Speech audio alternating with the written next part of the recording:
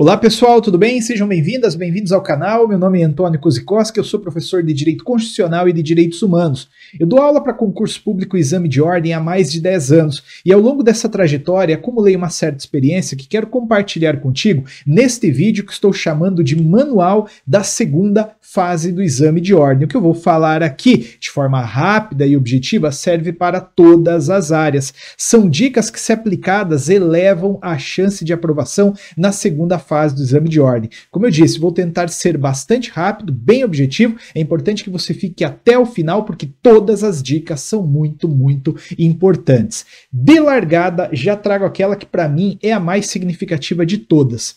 Veja, na parte de questões, você não pode responder questões de forma prolixa. Você sempre deve começar respondendo a questão de forma objetiva, deixando a fundamentação, que deve ser sucinta, para após. Então você sempre começa respondendo de forma direta à pergunta. Sabe por quê? Porque o examinador ele tem uma pilha desse tamanho de provas para corrigir. Ele não tem tempo ali para ficar vendo a sua veia literária, ver o quanto você é bom nisto ou naquilo. Ele quer saber se você respondeu aquilo que está no espelho. Então, responde sim, por que isso? Não, por causa daquilo. Você pode ter certeza que essa é a melhor forma de responder. Por exemplo, veio lá uma pergunta no âmbito do direito constitucional. Cabe habeas corpus para atacar punição disciplinar militar? Você não pode começar assim. O habeas corpus é um remédio constitucional que remonta à Magna Carta Libertatum, 1215, quando o rei João VI... Para! Não é isso, não é isso. Você vem e responde assim. Não, não pode. De acordo com o artigo 142, parágrafo 2º da Constituição, o habeas corpus não é cabível para impugnar punição disciplinar militar. Aí você até pode, na sequência, desenvolver alguma coisa. E deve, tá? E deve, porque você não sabe como virar o espelho. Mas você já tem que dar a resposta ali de largada. Para quê? Para que o examinador saiba que você acertou a questão. Agora, só cabe a ele realmente identificar ali o pontinho, o artiguinho, enfim, que você citou e que está reproduzido lá no espelho. Vai por mim, esta é a melhor forma. Inclusive, se você pegar, esse é um espelho de direito constitucional, nota, sempre começa com sim, sim, e depois vem a fundamentação. Então é assim que você tem que responder. Ah, mas é só no direito constitucional? Não necessariamente. Essa daqui é uma questão de direito do trabalho. Perceba você que as respostas são sempre dadas de forma direta. Não vou, obviamente, abordar todas as matérias aqui, mas a partir dessas duas você já consegue se localizar. Olha aí um outro exemplo, agora de processo civil. Perceba o seguinte, independentemente da pergunta, a resposta vem sempre de forma objetiva. Começa dando a resposta, não.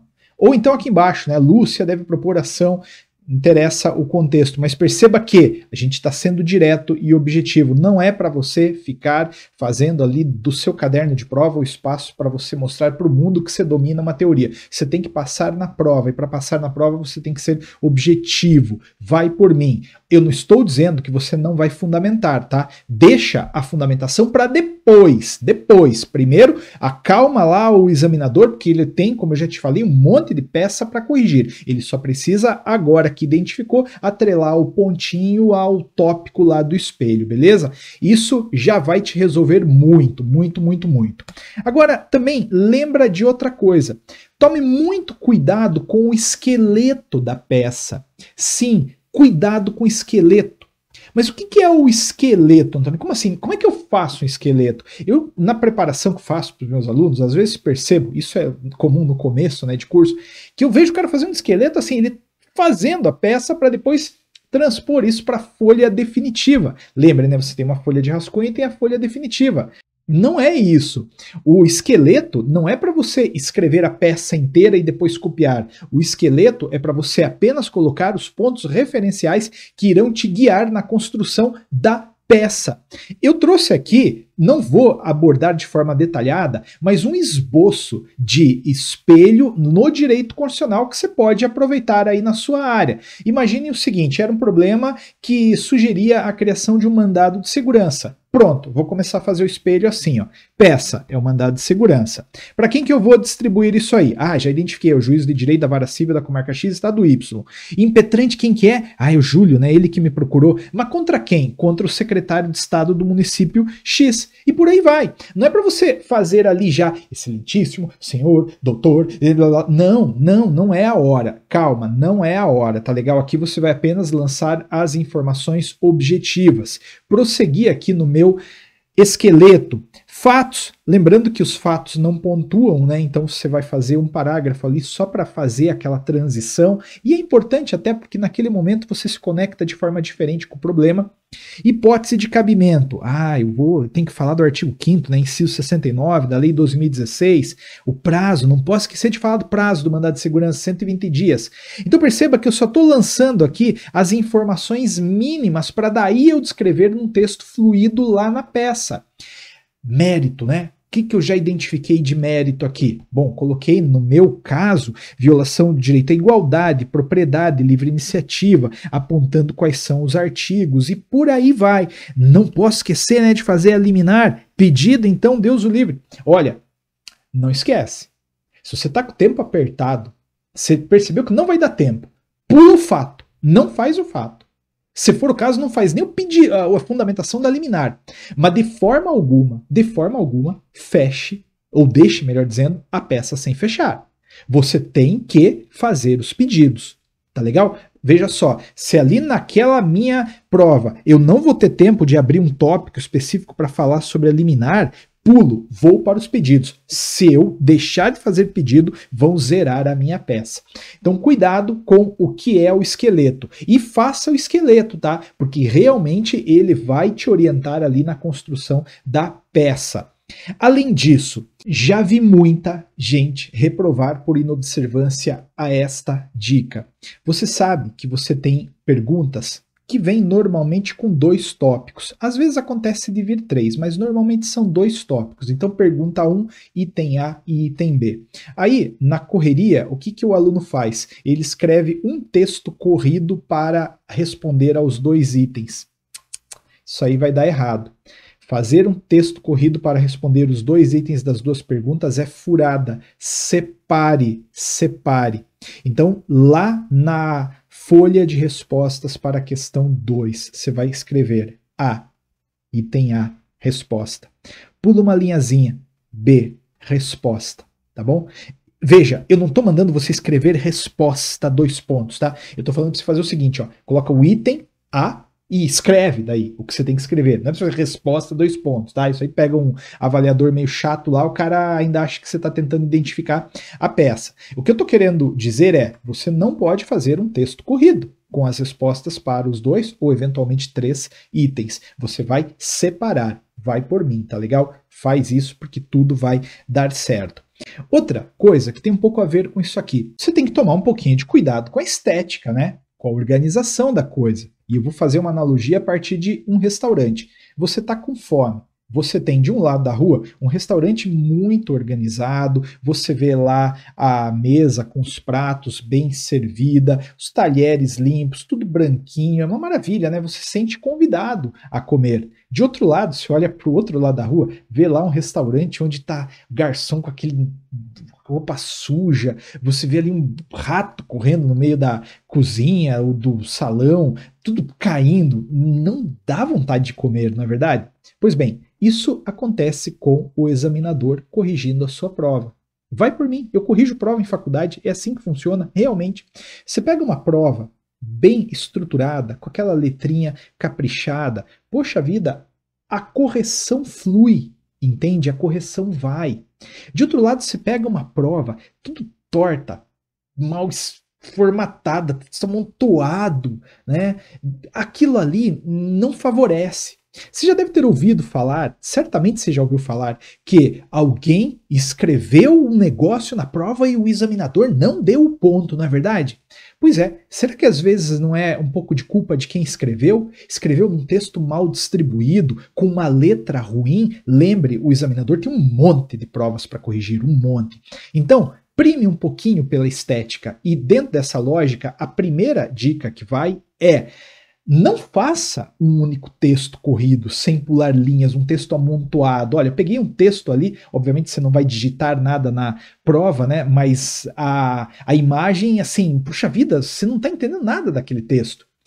De outro lado, se você usar a estética a seu favor, pular linhas, separar os textos, fazer tópicos, caprichadinho, nossa, você pode ter certeza que a avaliação virá. Ela virá e virá positiva, tá? Eu trouxe aí uma imagem, tá? E até vou atribuir o crédito, tá? Lá do blog Exame de Ordem do Maurício. Maurício, tô atribuindo, peguei aí essa imagem do teu blog, tá? Maurício, espero que se entenda, tá? A gente tá junto aí numa luta por um bom exame de ordem. Olha só o que essa pessoa fez, olha que graça de prova, não é verdade? Ela estruturou, pulou linha, veja, pulou linha, ela fez uma métrica, olha que maravilha, entende? Dá vontade de corrigir uma prova dessa. Então, use a estética a seu favor, pulinha, separa, abre tópico, faz uma coisa bonitinha, porque isso vai te favorecer. Tem que tomar cuidado, tá legal? Ah, Antônio, mas a minha letra não é das melhores. Tudo bem, a minha também não é. Então, para você especialmente vai a dica de separar a coisa, tentar fazer o mínimo ali em prol da estética. E também em razão, né, da estética, em relação à estética, eu te digo, nunca, mas nunca escreva fora das margens, porque isso vai te anular a prova. Isso vai te anular. Olha que dó. O sujeito aí, e de novo a imagem é lá do blog Exame de Ordem, o sujeito aí acabou fazendo a identificação do Mauro, né, uma letra bem simpática, inclusive, mas aí para salvar a Constituição, uma linha, ele pulou ali a margem.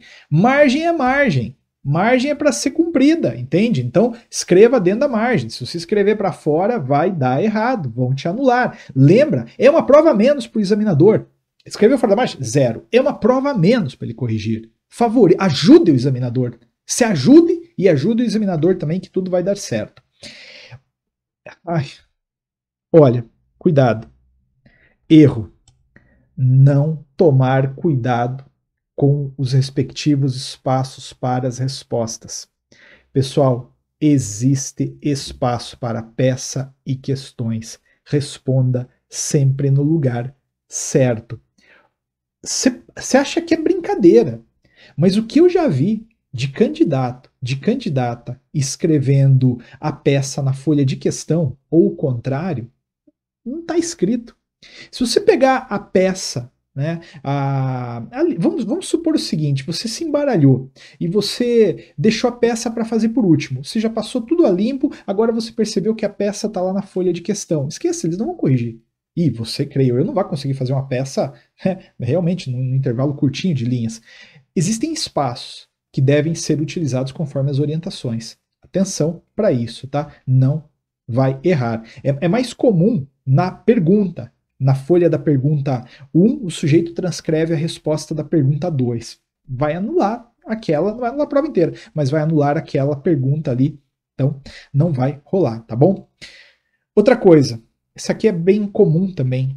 Um erro, apenas transcrever artigo de lei e não fundamentar. Lembre, é preciso discorrer sobre o direito e não apenas transcrever o ato normativo citado. Se você vai citar o artigo, sei lá, 103 da Constituição, que fala de legitimado para ajuizamento de ação de controle concentrado, você tem que falar um pouco sobre ele, entende? Não é só copiar. Inclusive, o edital, ele vem de forma bastante clara que a mera citação de artigo não pontua. Então, você vai falar ali do artigo, é mais importante. Antônio, eu preciso transcrever? Não, não precisa transcrever também, tá? Não é obrigado a transcrever. Se você conseguir, for um artigo pequenininho, é até legal você transcrever, porque isso favorece aquela estética que eu te falei. Mas se você realmente está apurado ali, não transcreve, mas fala sobre o artigo. Cita o artigo no corpo do texto e discorre sobre o que você tem que discorrer. E não esquece de indicar a fonte.